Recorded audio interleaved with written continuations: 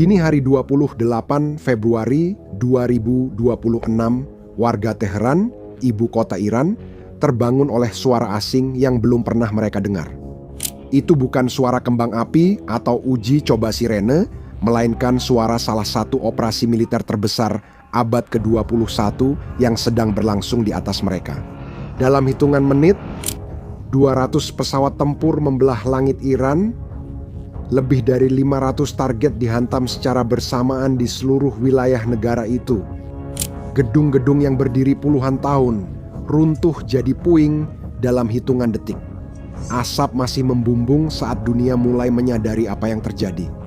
Pria paling berkuasa di Iran yang telah memimpin negara ini selama 37 tahun, yang membangun jaringan pengaruh yang membentang dari Lebanon hingga Yaman, yang menantang Amerika Serikat, Israel, dan dunia barat selama puluhan tahun.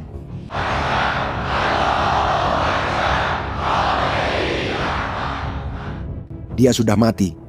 Dan inilah detail yang kebanyakan berita tidak ceritakan dengan benar. Iran sedang bernegosiasi untuk perdamaian saat itu. Pada pukul 2.13 Amerika Serikat dan Iran kembali bernegosiasi soal program nuklir Iran hari Kamis ini. Eliseo Caetano akan hadir secara langsung dari Miami. Eliseo, tapi sepertinya Amerika Serikat sudah memutuskan semacam serangan terhadap Iran. Benarkah begitu? 2 hari sebelum serangan, mediator menyatakan secara terbuka kesepakatan hampir tercapai. Lalu 2 hari kemudian, rezim kehilangan segalanya. Itu bukan kecelakaan. Iran menggali kuburnya sendiri. Video ini akan menjelaskan caranya.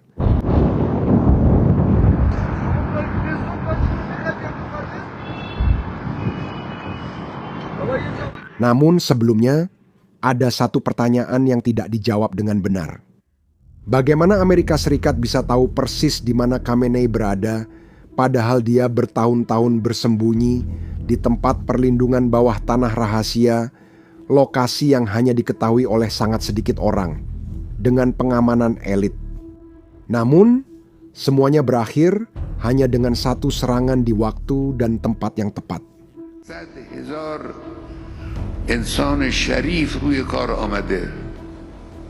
Kisah di balik operasi ini adalah salah satu yang paling luar biasa dalam sejarah militer modern. Itulah yang akan kamu temukan di video ini. Untuk memahami bagaimana Iran sampai pada titik ini, kamu harus menjawab satu pertanyaan yang jarang ditanyakan orang. Kenapa sekarang? Kenapa tidak 5 tahun sebelumnya? Padahal Iran sudah menjadi ancaman. Apa yang berubah? Jawabannya hanya satu angka. Iran bukan negara kecil. Ada 92 juta penduduk dan peradaban ribuan tahun. Dan sebuah rezim yang sejak tahun 1979 telah menghabiskan puluhan tahun membangun jaringan pengaruh di seluruh Timur Tengah. Mereka mendanai Hizbullah di Lebanon, Hamas di Gaza, Houthi di Yaman, dan puluhan kelompok bersenjata di Irak. Tapi ada sesuatu yang bahkan lebih berbahaya dari semua itu. Pertengahan 2025, Badan Nuklir PBB mengonfirmasi bahwa Iran telah mengumpulkan cukup bahan radioaktif untuk membuat 9 bom atom. 9. Rezim tersebut mengira itu adalah kekuatan, mengira itu adalah perlindungan, tapi justru program inilah yang membuat Iran menjadi sasaran. Bagi Israel dan Amerika Serikat, jumlah tersebut tidak dapat diterima. Pada Juni 2025 Israel melakukan serangan udara terbesar dalam sejarahnya terhadap Iran.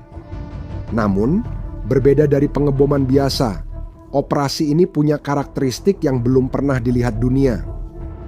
Beberapa bulan sebelum serangan, agen-agen Mossad, dinas rahasia Israel, sudah ditempatkan secara rahasia di dalam wilayah Iran sendiri. Agen-agen ini menggunakan drone untuk menghancurkan sistem pertahanan udara Iran dari dalam keluar. Ini seperti seseorang masuk ke rumah Anda, menonaktifkan alarm, lalu memberitahu orang di luar bahwa pintunya terbuka. Amerika Serikat kemudian masuk dengan pembom B-2 Spirit, pesawat yang hampir tidak bisa terdeteksi radar membawa bom non-nuklir terbesar yang pernah dibuat. Bom-bom ini dibuat untuk menembus puluhan meter batu dan beton sebelum meledak dan digunakan terhadap fasilitas nuklir yang terkubur di kedalaman 80 hingga 90 meter di dalam pegunungan Iran. Hasilnya signifikan tapi tidak tuntas. Program nuklirnya telah terguncang namun belum hancur, dan disinilah Iran melakukan kesalahan yang akan menentukan cerita ini. Mereka memilih membatalkan seluruh kerja sama dengan pengawas internasional, bukan bernegosiasi. Mereka menutup pintu dan terus membangun secara diam-diam. Iran sedang menggali kuburnya sendiri tanpa sadar.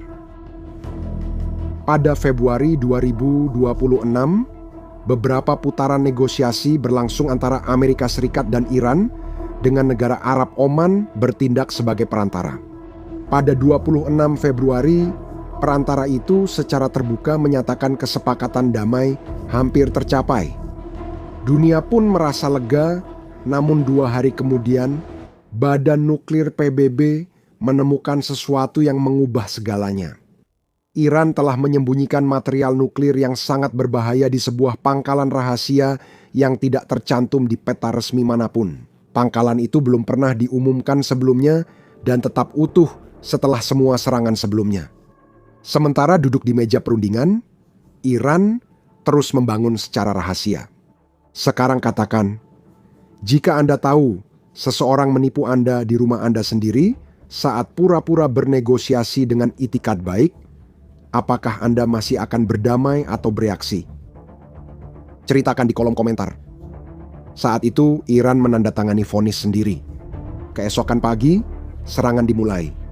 Sekarang, kita kembali ke pertanyaan utama. Bagaimana Amerika Serikat dan Israel tahu persis di mana Khamenei berada? Khamenei hidup dengan ketakutan ekstrim terhadap keamanannya. Selama berbulan-bulan beredar informasi bahwa dia bersembunyi di sebuah tempat perlindungan bawah tanah rahasia.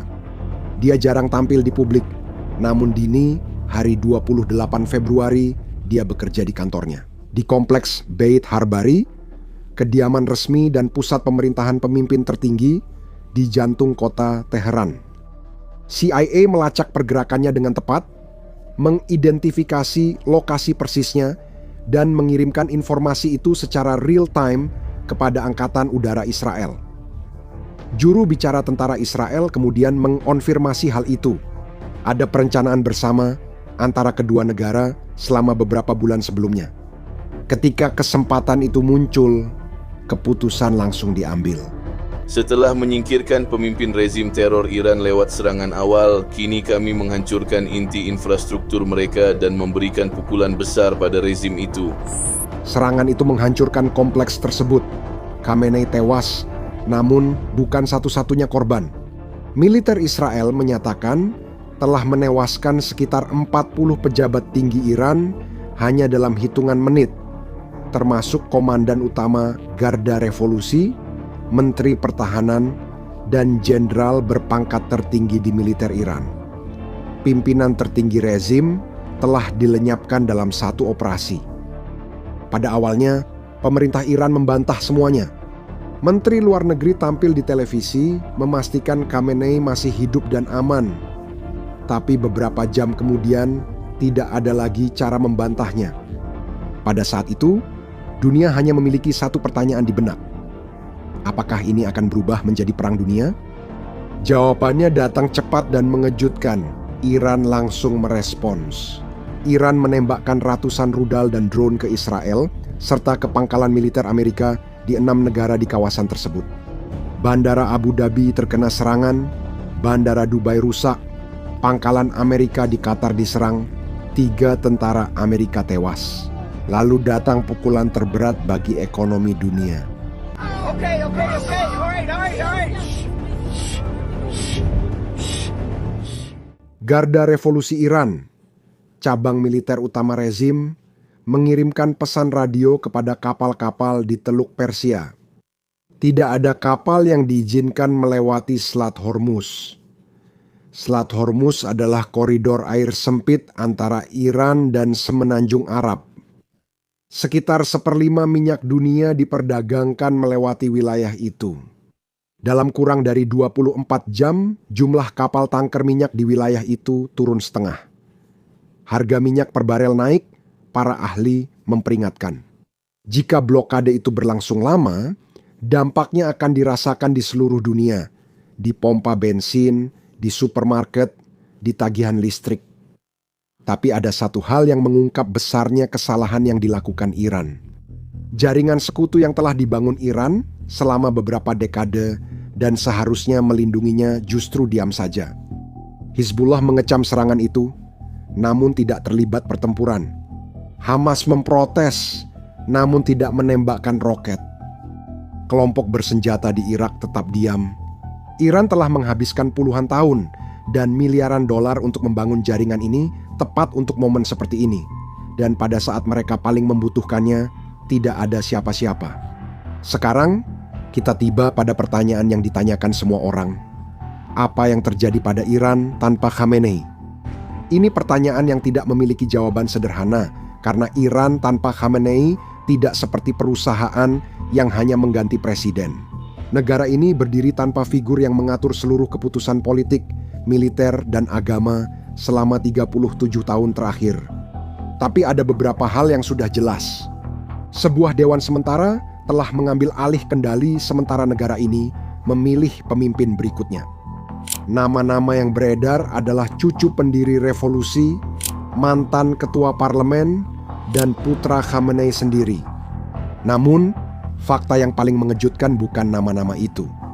Di pasar prediksi, yaitu platform di mana orang bertaruh dengan uang sungguhan tentang apa yang akan terjadi di dunia, opsi dengan kemungkinan terbesar mencapai 49% bukanlah salah satu kandidat.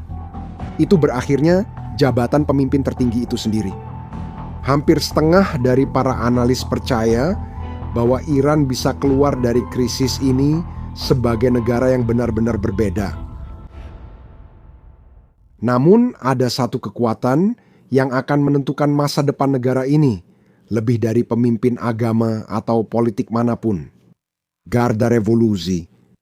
Garda Revolusi tidak dibentuk untuk melindungi negara dari musuh luar, melainkan untuk melindungi revolusi dari siapapun yang mungkin mempertanyakannya dari dalam. Dengan 190.000 tentara dan jaringan milisi yang tersebar di seluruh masyarakat Iran, Garda Revolusi adalah pilar yang menopang kekuasaan.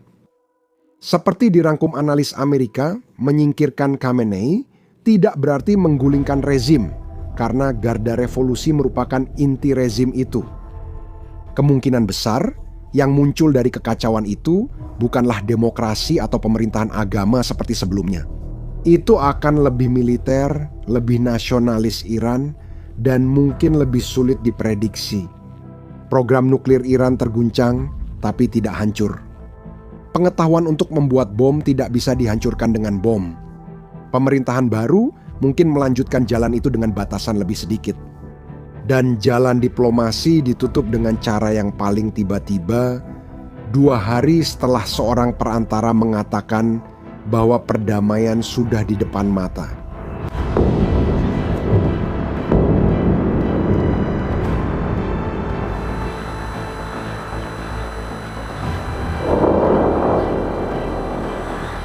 Pada akhirnya, yang menjatuhkan rezim paling kuat di Timur Tengah bukan hanya kekuatan Amerika Serikat atau intelijen Israel.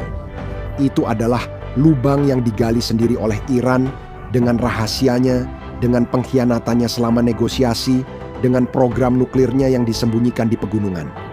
Itu disegel oleh gambar yang akan dikenang dalam sejarah.